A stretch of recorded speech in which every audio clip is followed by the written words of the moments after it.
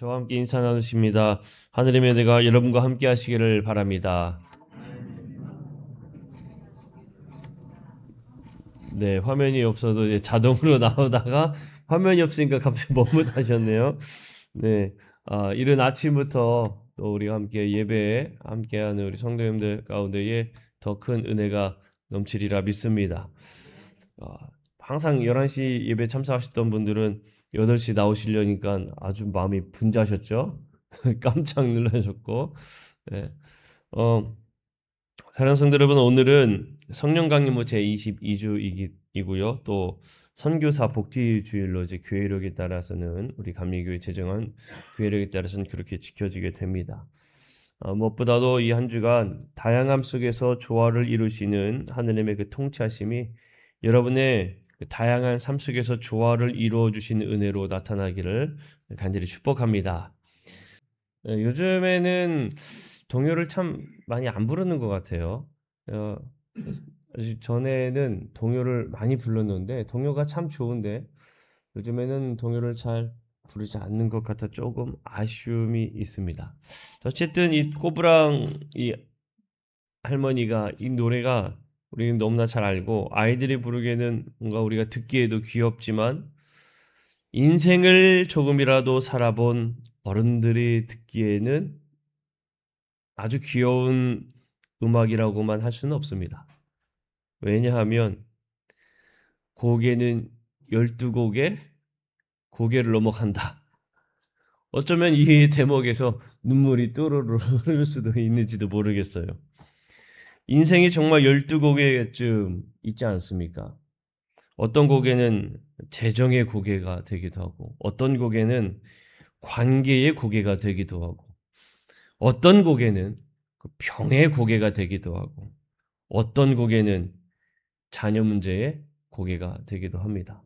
우리 인생이 그런 고개를 넘어가는 굽이굽이 그런 인생길이다 보니 아이들이 들을 때는 이제 동심의 마음으로는 참 재미있는 노래지만 어른이 되어서 다시 이 가사를 곱씹어 보니 그렇게 웃음이 있을 만한 노래는 아니구나라는 생각이 들어요. 욥이 바로 그 꼬부랑 고갯길을 걷는 사람과 같았습니다. 하나님이 칭찬한 사람이 욥이었어요. 그런데 어떻습니까? 하루아침에 욥은 재산을 다 날려버렸지요. 그리고 자녀도 다 잃었습니다. 그리고 심지어는 건강도 잃었고요. 자신과 함께 살던 가족들, 마지막 자신의 사랑하는 아내까지도 떠나버렸어요. 그리고 이 욥기를 읽어보면 친구들의 신뢰까지도 잃어버리는 참 아주 비참한 삶을 살아갑니다. 몸도 마음도 꼬부라질 수밖에 없는 정말 짓눌려 있는 듯한 그 모습. 그럼에도 불구하고 그 고개를 넘어가는데 그 고개를 넘는 중에 더 힘든 고개가 하나 있었어요. 그게 뭐냐 하면 바로 세상의 기준으로 판단하는 사람들이 있었는데 그 사람들이 누구냐? 바로 욥의 친구들이었습니다. 우리가 욥기 19장에 이 말씀을 두고 보는데 욥기 19장 앞에는 욥의 친구 중에 빌닷이 욥을 향해서 이제 나무라고 합니다. 근데 이 욥의 친구 빌닷의 이야기에 대한 대답으로 욥이 19장의 이야기를 해요.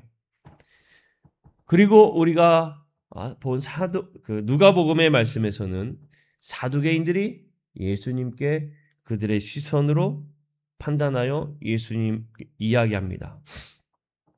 세상의 기준만 가득한 사람들은요, 오늘의 본문들을 보면서 우리가 느낄 수 있는 바는 고난을 겪는 사람을 세상의 기준으로만 가득 차 있으면 고난 가운데 있는 사람을 함께 공감하기보다는 오히려 그 사람들을 정죄하는구나 라는 걸 볼 수 있어요. 네가 뭘 잘못했으니까 그런 거지. 너의 문제가 이러니까 이런 일이 일어난 거야 라고 말한다는 겁니다. 오늘 우리가 욥기 19장과 누가복음 10장을 통해서 이러한 질문을 좀 하고자 합니다. 나는 지금 어떤 눈으로 내 삶을 보고 있는가? 세상의 기준으로만 가득 차서 하나님의 하실 일을 못 보고 있는 건 아닌가? 우리는 이 질문을 한번 던져보고자 해요. 오늘 우리에게 주시는 하나님의 이 말씀 속에서는 우리에게 이런 말씀을 하십니다. 너는 너에게 채워져 있는 그 기준을 비워야 된다. 그리고 내가 주는 부활의 시선으로 채워라. 그러면 고난 중에서도 소망이 보일 것이다. 하나님은 우리에게 이러한 말씀을 주세요. 너는 비워야 된다. 그리고 부활의 시선으로 채워야 된다. 자, 그러면 욥기의 말씀을부터 우리가 함께 좀 살펴보고자 합니다. 욥기 19장을 보면 욥이 정말 아픔 가운데 있을 때 터뜨린 신앙의 절정이라 말할 수 있습니다. 우리가 비록 읽지는 않았지만 23절과 24절을 19장 23절과 24절을 보면 욥이 어떤 말을 하는가 하면 내 말이 책에 기록되었으면 좋겠다 라고 고백해요. 내 말이 책에 기록되었으면 좋겠다. 근데 욥이 이야기한 것은요, 나의 억울함을 좀 이 책에 기록되어졌으면 좋겠다라는 의미가 아니에요. 욥이 이야기할 때에 그 기록되는 것이 그저 연필로 그적거리는 그 정도의 수준이 아닙니다. 아주 납으로 찰필로 새겨지기를 원하는 마음을 가지고 있어요. 그 이야기는 지금 내가 하는 이 고백이 진짜라는 것을 나중에 시간이 흘러도 좀 봤으면 좋겠다. 내 말은 진짜다. 라는 것을 토로하고 있는 욥의 마음입니다. 그 욥이 이런 고백을 해요. 그리고 욥기 19장 25절 26절 보면 이렇게 이야기를 합니다. 내가 알기에는 나의 대속자가 살아계시니 마침내 그가 땅 위에 서실 것이라. 내 가죽이 벗김을 당한 뒤에도 내가 육체 밖에서 하나님을 보리라. 여러분, 욥이요, 힘들고 그 어려운 상황 속에요, 그가 붙들고 있는 것은 내가 지금 왜 이렇게 힘든가? 난 왜 이 고통을 당하고 있는가? 나는 왜 이 아픔을 당하고 있는가? 이러한 고백이 아닙니다. 욥이 지금 현재 붙들고 있는 것은 자신의 이런 아픔이 아니라 바로 하나님이에요. 욥이 붙들고 있는 건 하나님이라는 겁니다. 내가 지금 이렇게 어렵고 힘겹고 정말 고통 가운데 있어도 나를 위해 일하시는 살아계신 하나님이 계신다.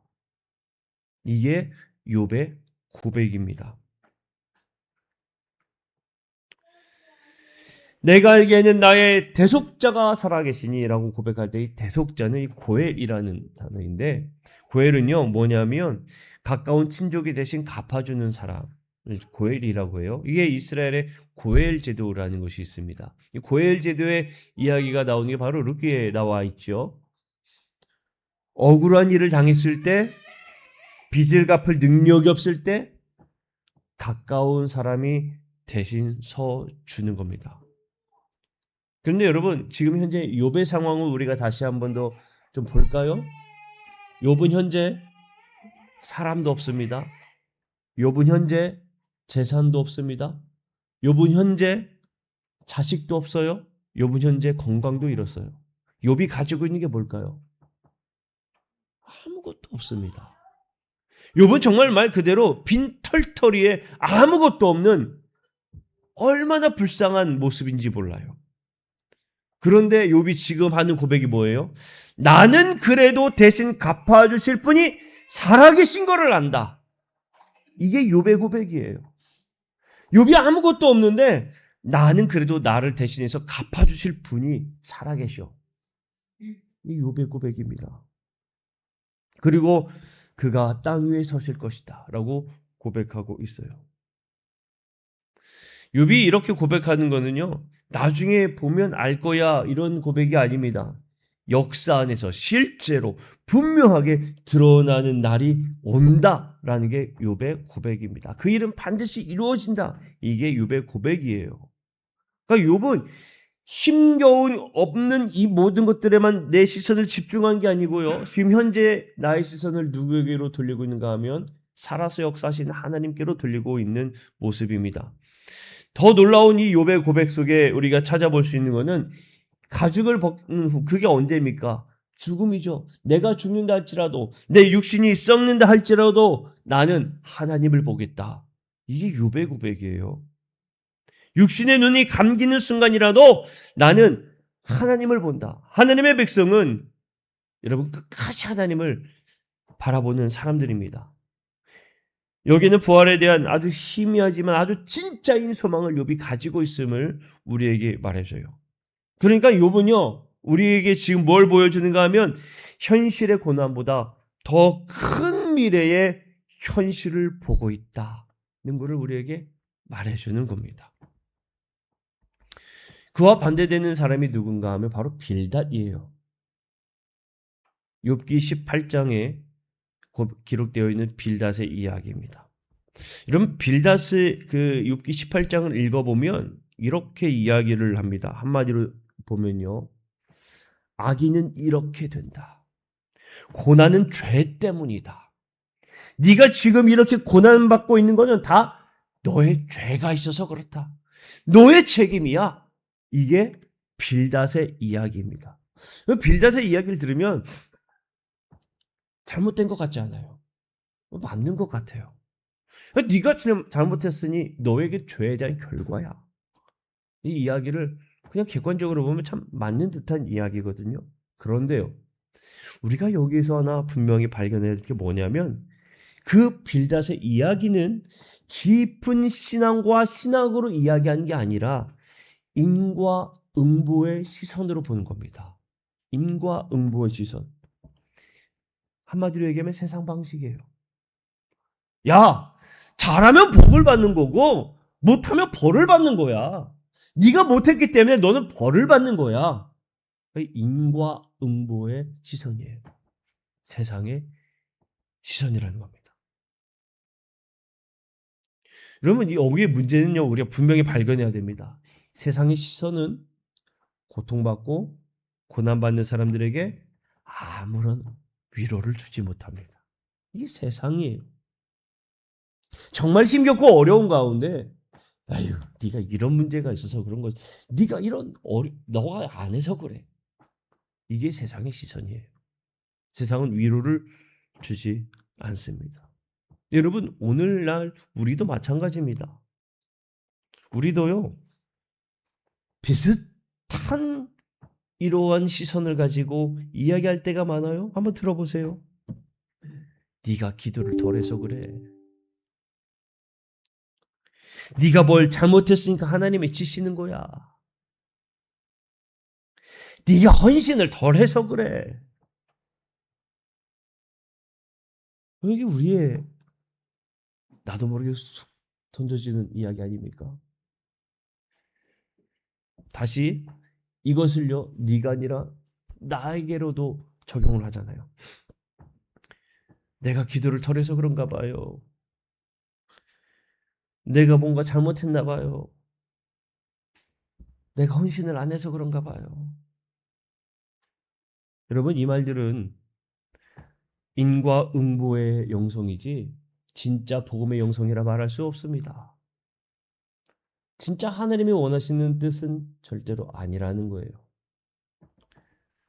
욥은 그래서 고난 중에서 이렇게 이야기를 해요. 나는 지금은 이해하지 못해도 살아계신 대속자가 있음을 믿는다.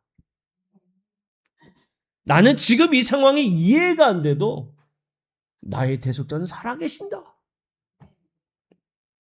여러분 이게 믿음의 시선입니다. 남들이 나를 세상의 눈으로 해석하려고 하고 남들이 나를 세상의 눈으로 보려고 해도 여러분 우리는 세상의 눈이 아니라 하나님을 보는 믿음의 눈을 가져야 될 줄로 믿습니다.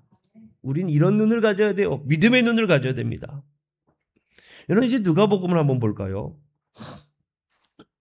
사두개인들은요. 부활을 믿지 않는 사람들이었어요. 야 성경에 부활이 어디 있냐? 부활은 일어날 수가 없다. 이 사두개인들입니다. 부활 그리고 천사, 영 이런 것을 인정하지 않았던 사람들이에요.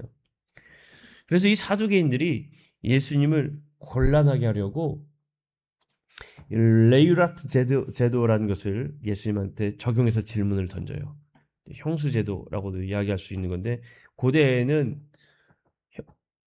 자손을 만약에 그 형제 중에 장남이 자손을 얻지 못하고 죽게 되면 그 차남이 형수와의 그 관계를 통해 자손을 계속 이어가게끔 이런 제도가 있었습니다. 이게 레이라트 제도인데 이것이 유대인들에게도 고스란히 적용이 되고 있었어요.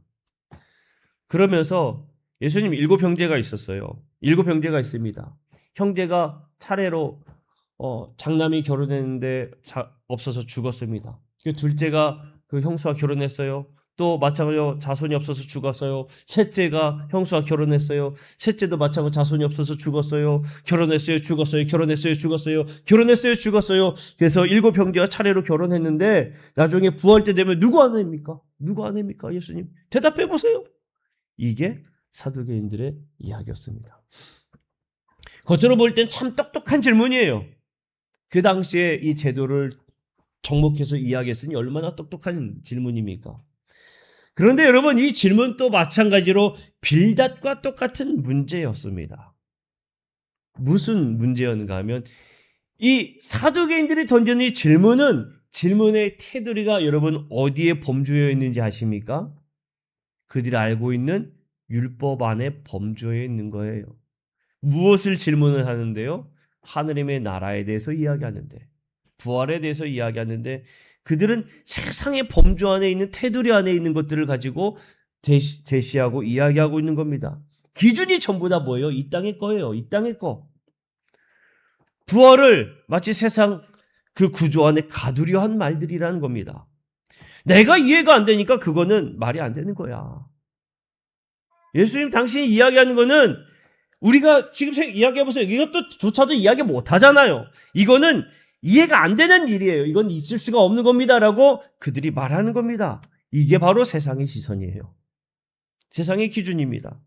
근데 예수님의 대답이 뭐였냐면 부활의 자녀들은 장가가고 시집가는 일이 없다. 다시 이야기하면 부활은 이 땅의 제도와 계산을 그대로 가져다 놓은 세상이 아니다. 이게 예수님의 대답입니다. 너희들은 세상의 기준으로 이야기하지만 부활은 하나님의 나라는 이 땅의 것을 가지고 논할 것이 아니다 라고 말하는 겁니다. 두 번째로 하나님은 죽은 자의 하나님이 아니요 사는 자의 하나님이시라 라고 말씀하시는 것은 하나님 안에는 너희들이 이야기한 조상이라고 말했던 아브라함도 이삭도 야곱도 죽어 없어진 존재가 아니라 지금도 살아있는 존재다 라고 말하는 겁니다. 살아있는 자의 하나님, 산 자의 하나님, 죽은 자의 하나님이 아니라는 거예요. 우리가 믿음으로 고백하는 그 하나님은 죽은 자의 하나님이 아닌 산 자의 하나님이다 라는 게 예수님의 말씀이에요. 부활은 너희가 아는 이 세상의 방식으로 설명되는 세계가 아니다. 하나님은 지금도 사람을 살리시는 분이시고 하나님을 믿는 사람은 죽음 이후에도 하나님과의 관계로 살아간다. 이게 예수님의 말씀입니다. 여러분 이게 욥의 이 질문과 욥의 이야기와 맞물립니다. 보세요. 욥은 뭐라고 얘기했냐면 내가 죽은 후에도 하나님을 보리라. 욥의 고백입니다.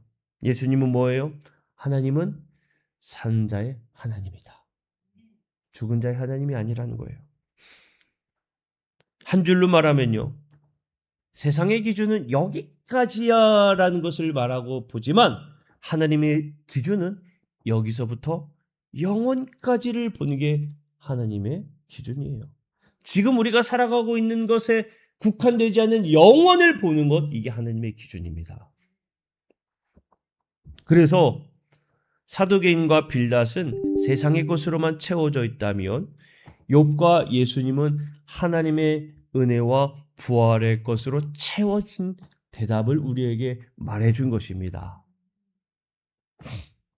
지난 금요일에 이 남해에서 기적의 밤이라는 행사를 했어요.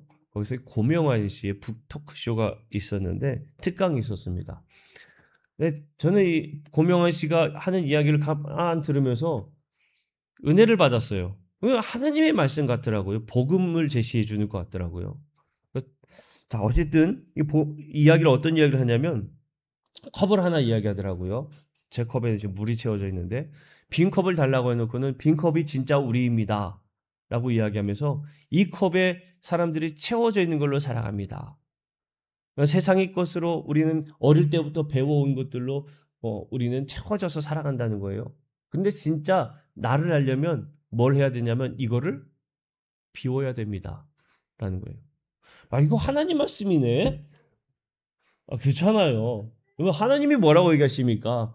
너희들이 세상의 것으로 채워졌다. 그거 다 비워라. 그 뭘로 채우라고 얘기하세요? 하나님의 것으로 채우는 게, 하나님의 것 채우는 게 뭐예요? 진짜 내가 창조된 목적, 내가 이 세상 존재한 이유, 이것들로 채우는 거죠. 이거 하나님의 말씀 아닙니까? 무엇으로 채우느냐가 중요하다는 거예요.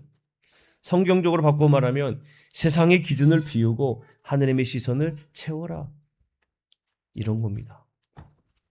빌닷의 컵을 이야기하면 네가 잘못했으니 벌을 받는 거야. 사두개인의 컵으로 이야기하면 내가 이해 못하니까 그것은 있을 수가 없어. 입니다. 욥의 컵을 이야기해 볼까요? 욥의 컵은 내가 몰라도 대속자는 살아계신다. 예수님의 컵을 이야기해 볼까요? 예수님은 하나님은 죽은 자의 하나님이 아니요 사는 자의 하나님이다. 같은 현실을 바라보고 있는데 결론은 달라요. 이유는 무엇입니까? 무엇으로 채웠느냐에 따라 달라지는 겁니다. 조니 에어렉슨 타다라는 분이 있어요.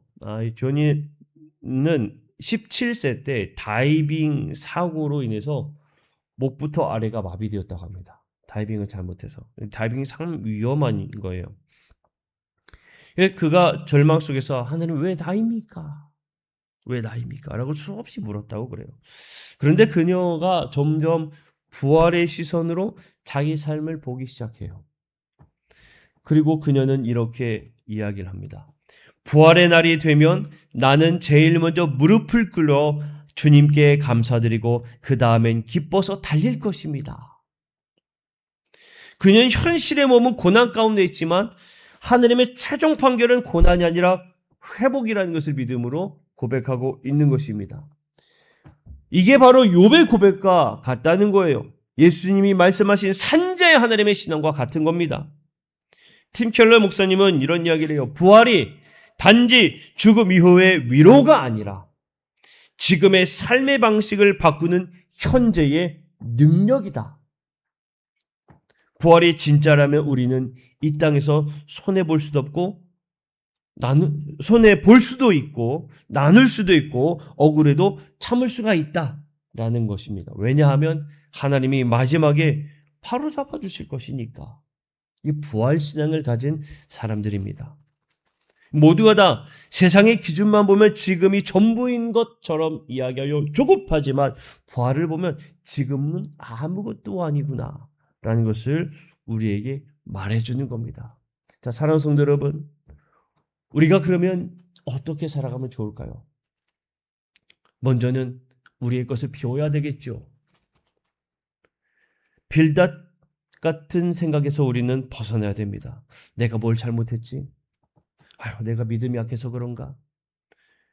이런 속에서 올라오는 것들, 세상의 기준으로 내가 지금 계속 나를 판단하려고 하는 제 잣대를 기준으로 하려고 하는 것들을 다 비우시기를 축복합니다. 그리고 기도하세요. 주님, 제 안에 빌닷을 비워주세요. 주님, 나의 시선을 주님의 것으로 채워 주옵소서. 이렇게 기도하는 우리 성도들이 되기를 축복합니다. 그리고 욥이 고백했던 것처럼 지금 하나님은 살아 역사하심을 나는 믿습니다라고 고백하는 우리 성도들이 되기를 축복합니다.